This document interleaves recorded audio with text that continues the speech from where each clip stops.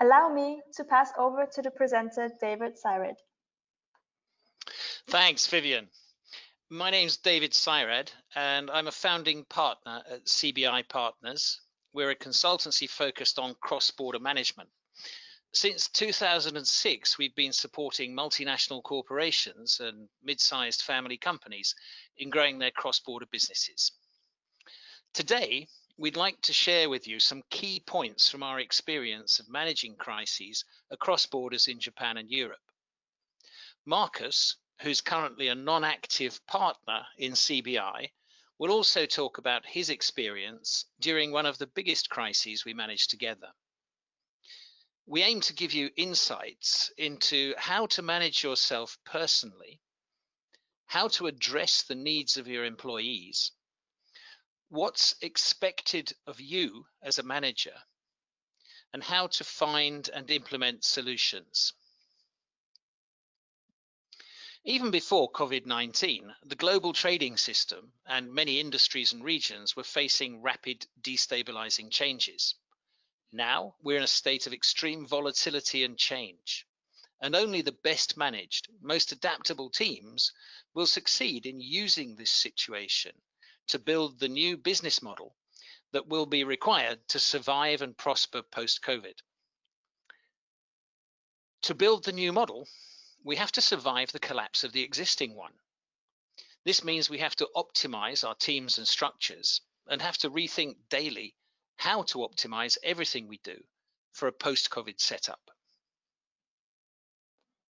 Currently, we see governments and companies spending all the money they have or don't have to support a declining economy. We all know that this won't be enough, as overdue structural and systemic changes will be vital to emerging from this crisis as winners. We're in a period of VUCA, high volatility, uncertainty, complexity, and ambiguity. We see a sharp increase in insolvencies. People are losing their jobs, can't pay their loan installments, and many of us who were enjoying life on level 5 of Maslow's pyramid, self-actualization, are suddenly worried about our basic psychological needs in the future: eat, drink, and sleep. For leaders and managers, the challenges are both personal and organizational. For many, this is a new experience, and we need to learn how to deal with it as individuals and organizations. We can learn from historical examples of people and organizations who successfully survived crises. Viktor Frankl, prisoner in a German concentration camp and later a psychologist, described how he survived this brutally imposed crisis. He understood that to survive, he had to define the circle of control, which in his case was reduced to his thoughts, the circle of influence, and the circle of concerns. As an individual, you must focus first on things within your control and influence. You have to put on your own oxygen mask before you can effectively help others. And at the same time, we have to remember to stay within the framework of law, fairness, and sustainability. Crisis generates fears, and the first thing we need to do is rationalize the situation. To rationalize your crisis, you need to ask yourself the following questions. What's the worst scenario for me? What will this mean for me personally? How will I survive if the worst case scenario becomes reality? How can I protect myself against all of this? A crisis has 4 typical phases which everybody has to go through. Shock, when it hits you. Your reaction, which might include fear, anger, disbelief, or hate towards whoever you make responsible for your crisis. Then comes coping, acceptance, and settling into a new reality, your grief lessons. And finally, new life, hope re-emerges, and you start working on a new future. People experience the 4 phases in different ways, but we all have to go through them. And as a manager, it's your job to go through them, overcome them personally, and to lead your organization through them at the same time. CBI has led organizations and people through several crises. Allow us to share our lessons from one of them. The insolvency of the automotive icon Carman, while the Japan subsidiary was launching a new model with Nissan. This also coincided with the Japan flu epidemic of 2009 and 2010, the peak of the effects of the Lehman shock, and a serious financial crisis at Nissan. We had set up the entire Japanese organization, including a production site, and SOP, start of production, was on the 6th of April 2009, precisely the same day that the parent company filed for insolvency. The multiple challenges we faced were to launch the model, negotiate supply continuity with a global supply chain facing losses of millions of euros, fight off the attacks on the wounded subsidiary from government and other sources, prepare Carman Japan for possible sale as a going concern, support due diligence from potential buyers of the Carman Group, manage the instability in the parent company in Germany, and manage the insolvency administrator. Our guest speaker, Markus Schädlich, was CEO of Carman Japan and led the team through the crisis. Markus, please talk us through some of the challenges and solutions. Thanks, David. And by the way, we have several other managers from that time in the webinar today as well. So maybe they can share some thoughts later. To start with the 4 phases, let me start with rationalization as the basis for everything, especially to overcome shock, phase 1. We went into a state of shock, which for me personally meant facing the risk of imprisonment because of potentially breaking the insolvency law of Japan and losing my career and reputation in Japan. So resignation was not an option, partly due to legal boundaries, because in Japan, even if you resign, you stay in charge until another manager accepts the job, which was unlikely given the situation. For the organization, 220 staff and their families, their economic base was at risk. The rationalization was pretty straight and drove all action from day 1 on. We need to keep the company going and deliver the products in order to keep leverage in the negotiation with all parties. For me personally, I had to find a solution which guaranteed sustainability for all parties. Our reactions, phase 2, were multiple. We wanted to help, find a good solution for all, but we were unable to achieve alignment with all stakeholders. This created a feeling of frustration and even betrayal and anger about what we perceived as dishonesty, insincerity of the other side. From a negotiation strategy point of view, it is interesting to know today that other stakeholders had exactly the same feeling during this phase. This is, by the way, a normal process because each party has to accept the new reality, phase 3, prior to making the compromise that allow them to start a new life, phase 4. I think most difficult was the situation for the workers and employees who were scared and had a circle of control which is comparable to the one of Mr. Frankel. But the leadership showed them the options going forward and helped to find their phase 4, which was seeing transparency and developing trust in the continuation of the production. For the core leadership, life became easier when we arrived at a wider acceptance phase, in which each negotiation party understood life would not continue without compromise, and in which each party understood the circle of control, influence, and concern they had, even though this acceptance grew unconsciously, as it always is the case. Definitely, a key success factor was building an excellent and determined communication and negotiation strategy. David, allow me to hand this back to you, as I see you as the brains behind this strategy. Thanks, Marcus.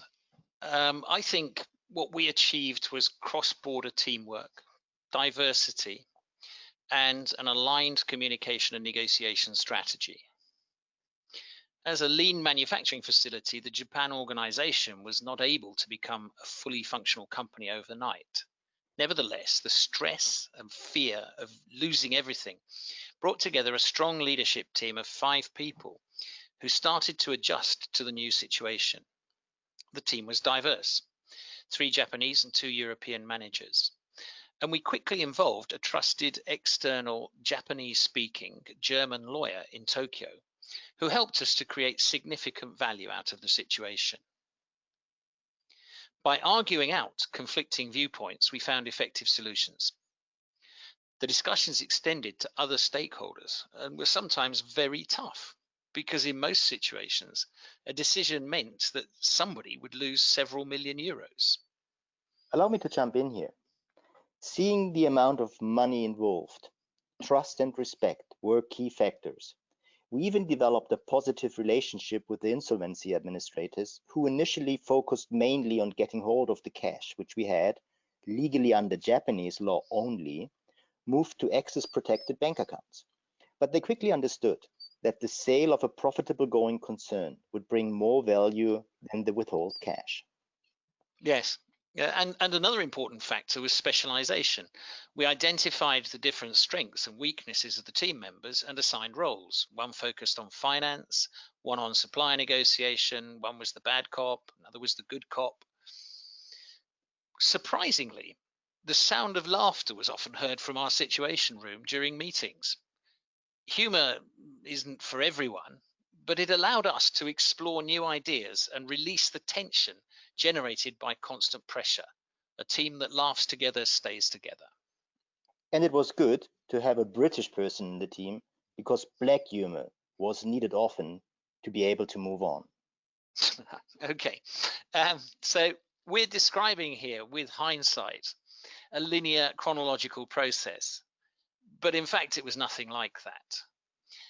The shelf life of many strategies was less than a couple of hours. We had to stay alert, open, flexible, and ready to adjust to a new situation any second. For example, a tax audit in which the Japanese government tried to claim millions of euros of VAT from a company which had a cash flow horizon of 2 to 3 days. Or a supplier who demanded a 4.5 million euro settlement instead of 1.5 million, 24 hours prior to signing the sale of the company. Marcus, talk us through how we kept the employees focused. Considering the topic of meeting employee needs, constant communication and leadership were definitely crucial. Consistent internal communication was key to retain the trust of the organization and keeping it moving forward. The message from all core team members was the same, whoever you spoke to, but the delivery methods were diverse. Each manager motivated and reassured their own team in addition to the company-wide communication sessions. The communication was in Japanese, English, and German, adjusted for culture and individuals according to the situation. The teams in Japan and Germany saw the level of effort and commitment of the core team, and this created a basis of trust underpinning all activities. It was also clear that the team in Japan would not compromise on red line issues. We focused consistently on survival with fierce commitment. Yes, and another factor was adaptability and growth. If you look at the outcome of the events, this crisis made us so strong that nobody lost their job. In fact, the investor, who already had a team in Japan, gradually exchanged all their managers with ours. The crisis team of Carman are strong C-level managers today, and most importantly, are still friends. Through the extreme experience and intense communication during the crisis, we also developed trust and friendship with many of the Nissan managers who we collaborated with to find our way through. So we lived through all the phases, and we were all challenged in our rationalization of the crisis every day, sometimes reacting intuitively, but always with a strong team spirit and open communication. Through this, we learned the lessons that we now apply in each new crisis and in our training sessions.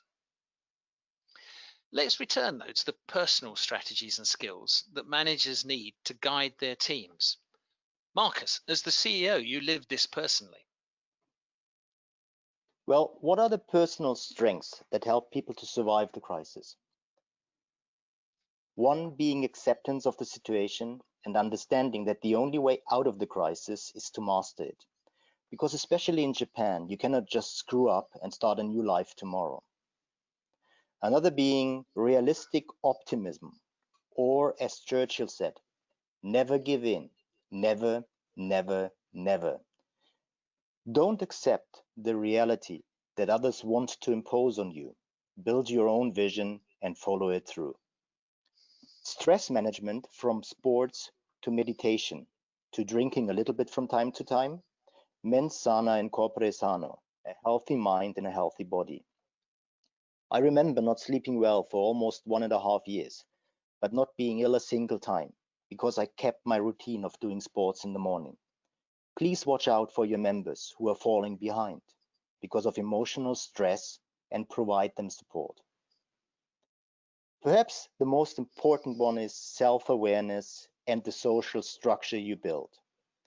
Widening the circle of control and influence by working effectively with and through others, which means that each team member has to operate from their strength and should allow others to do the same. This is the only way to create a high-performance crisis team. So how do you lead an organization through a crisis? After rationalizing the personal shock, you can start to manage, take control, and lead your team through the crisis. How? Firstly, create transparency with tools tailored to your company. We'll show examples later. Take the time to discuss the results and to work with them, because this will create an aligned team and help people to arrive at acceptance. An open, challenging, maybe even loud discussion about the current status is half the solution in developing the right short-term strategy. In a crisis, most actions become very short-term, especially when your cash flow horizon is 2 to 3 days, and Japanese law forces you to declare insolvency as soon as you know your cash flow will turn red. Develop and implement your strategy and your actions fast. Be ready to adjust, to react flexibly, and make sure that responsibilities are clearly assigned. Make it clear that people are empowered to execute and make certain decisions themselves. Especially important in cross-border crisis situations, the headquarters team is also in a state of shock. So you need to empower your teams locally and delegate responsibilities. Often, subsidiaries are not used to this and will need external support. We used external support at Carman to provide the experience and mentoring the team needed, and, bizarre but true, we paid from Japan the salaries of key people who would have been fired in Germany. Establish a clear, frequent meeting routine and follow-up structure to stay informed, flexible, and dynamic. Keep your meeting discipline and routine in order to stay effective. CBI's holistic management approach grew out of our experience in managing the Carman crisis and was developed further when we guided clients through the aftermath of the Japan tsunami disaster in 2011. We've developed tools such as our fitness check to analyze the status of companies rapidly and define priorities, and follow-up workshops to define and implement solutions with teams. These actions create transparency and build trust and alignment. Like most of your businesses, ours has been impacted by the coronavirus. We're in crisis mode, attack mode, and redefinition mode. We'd like to support your businesses in going through the personal and organizational phases of this crisis. How? Based on our fitness check, we've created a crisis radar. Out of over 1,000 standard questions, we've identified the most crucial ones for transparent crisis management. By evaluating the responses from HQ and the subsidiary, we make the gaps and required actions transparent. For example, a subsidiary operated as a cost center with no P&L pressure might not accept the need for downsizing as quickly as a company where cash flow has already collapsed. As our small contribution to overcoming the crisis together, we're offering this crisis radar free of charge to the first 10 companies who contact us. But transparency is only the beginning. To lead your teams through this crisis, you need capable crisis leaders. Most managers have seen 10 years of growth, and there's a huge difference between telling someone, "We had a good year, here's 120% of your bonus," and standing right in front of 1,000 people and telling them, "We're sorry. In order to keep our business afloat, half of you will not be here tomorrow." Many companies focus their training and coaching on top management, but to create a winning team, middle managers and staff also have to be developed. Our business partner, Hanson Beck, one of the leading behavioral training companies, is also offering, free of charge to the same 10 companies, a 2-hour seminar to motivate your managers to take responsibility for results and relationships in these tough times. We've worked with them for many years because their training and their process changes the attitude of employees, creating leaders and responsible staff members who fight with real heart for the team. Today, we also have Matthias from Hanson Beck with us. Thank you, David. I'm Matthias and I'm the MD to Hanson Beck Southeast Asia. Marcus, coming back to you, a few minutes ago you said trust and respect were key factors and that you were able to establish a good relationship with the insolvency administrators. Isn't it true that in a crisis situation, trust and relationship management are fundamental with internal and external stakeholders, high up in the hierarchy as well as at team level, for everyone in fact? This is where Hanson Beck comes into the game. Our credo is visions determine our behavior and our behavior determines our results. Our leadership programs inspire participants to create positive, forward-looking and challenging visions that help managers and leaders as well as the team members to leave the vicious cycle of shock and negative reactions and make them more resilient. But that sounds all good, and we hear similar from any other leadership company, training company too. So what's different with Hanson Beck? Well, a wise person once said, "Only actions generate results." With our training, participants consistently transfer their new knowledge into action, and they create lasting habits which deliver what your business needs the most: positive results. They will be able to focus on what really matters, driving the business out of the crisis. Hanson Beck is an international training company that focuses on the development of people. Our purpose of enabling people to become better versions of themselves was born out of over 400 years of collective training experience. And we are present in 25 countries across 5 continents and with offices across Southeast Asia, Japan, and also in Australia.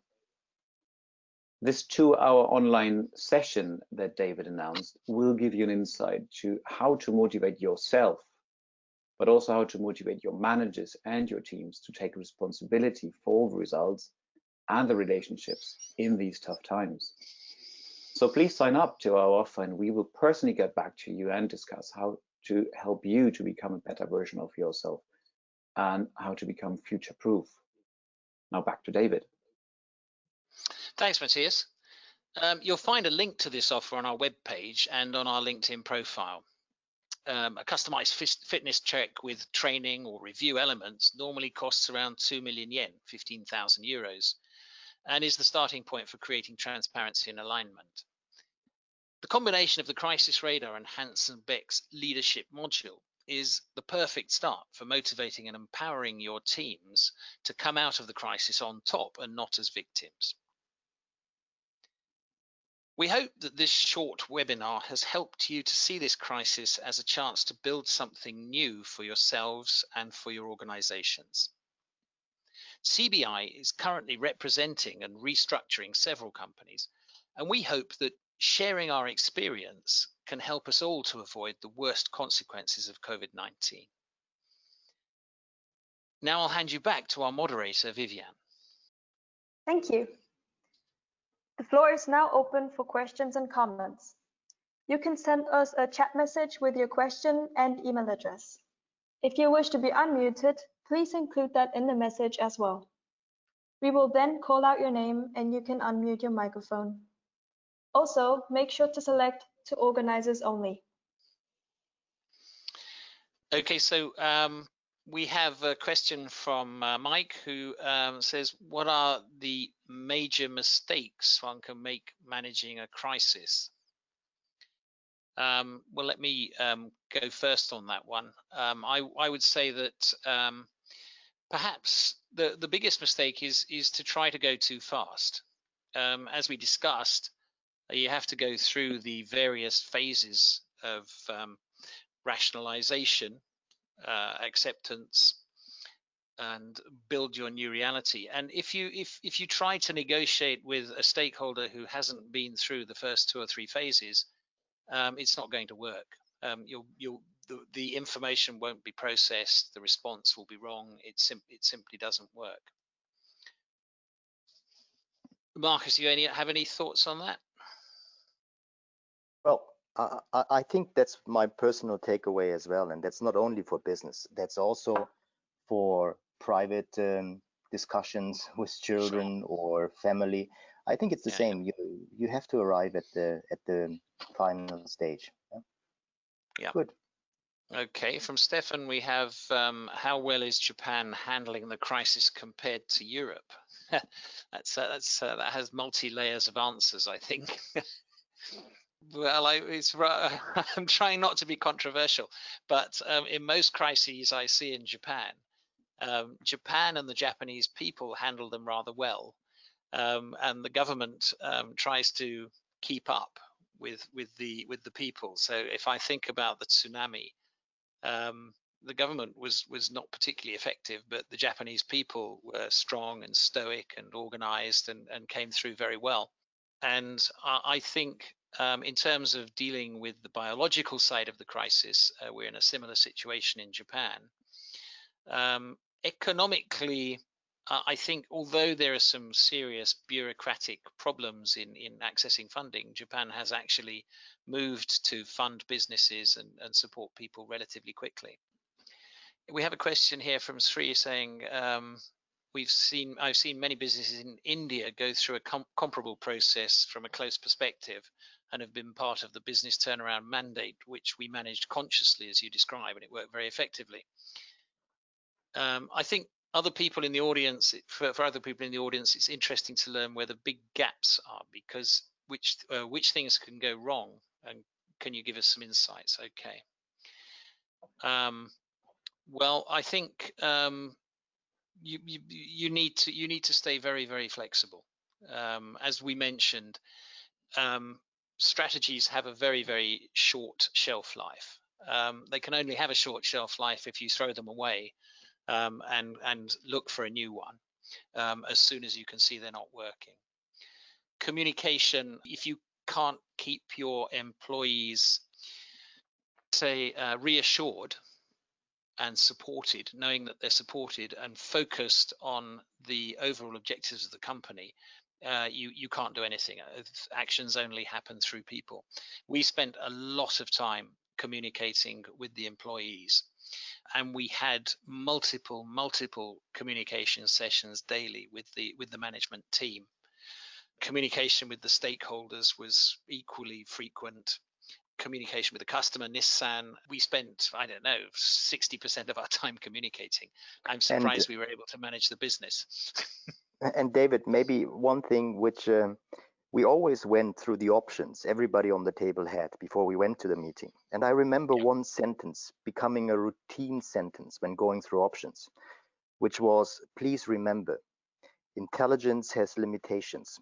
Stupidity doesn't. Stupidity is boundless, yeah. Yeah, and actually when you negotiate and somebody else has not arrived in the acceptance phase, you will have to expect the unexpected. you will have to expect that somebody says, I jump out of the window without considering any consequences. So please always imagine the worst case scenario to prepare for a meeting. Well, we have more questions. Robert, you want to have the presentation? We will put the complete presentation and recording onto our LinkedIn profiles and on our webpage, so you can share it with other people and they can have a look at it. What is the best way to deal with stakeholders who are going through the phases of crisis? Fast, slower than you? Well, help them to understand. You need to take the time to lay out the options. We often sat there and said, well, you know, sir, this is menu A, this is menu B, this is menu C. Menu A and B means that everybody goes down. Menu C holds options to move on. So help people to understand, because if they don't, they will not find compromises. We have a question here from Mark. He's asking, having been communicating to many cultures and in many situations in the past, I know how important it is to know the needs of the different cultural needs of the team. How did you identify the various best communicators to carry the message in English, German, and Japanese? Well, I think you see in your daily environment how people interact. And we mentioned this before, you have roles and responsibilities in the team and you empower them to do something. So if you recognize that you have a production leader who is actually only a shift leader maybe, but the team extremely corresponds well to him, then please use him and utilize these people, because they're exceptions. So I think it's observing who can take which role in a team. And maybe a good analyst is somebody you should hide from communication because he's too much fact-driven. So observe and allow people to operate from strength. That's something you have to reconsider again and again and again. David, you want to add something to that? I think David is having some technical issues, but we have another question here. I think Japanese people and European and Chinese people behave differently. Don't you need different approach depending on culture in each country? Exactly. Exactly. And that's what we mentioned in the presentation also. The content might be the same, but how you deliver it, how much emotion, how much facts, in which language you deliver is different. And I live in Japan for almost 20 years. I don't think I would address people with a difficult topic. I would discuss it with my Japanese communication professionals, and they would do it, because I might not bring the right emotion, the right tone, whatever across. And that's why we have to delegate these tasks and allow people to operate from strengths again and again and again. Well, I was only a guest, and since David has technical problems, I will close the meeting for everybody. We have answered almost all the questions. If there is some more questions, please do not hesitate to contact us on LinkedIn or by email or through our webpage. For us, that was a very good experience. We hope also you have a good takeaway, and we hope that we have a chance to implement our takeoff package with one or the other of you. I wish all of you a very good day, and I hope that you and your teams walk out of the Corona crisis stronger than before. All the best to you, and thank you very much for giving us your time. Thank you. Bye-bye.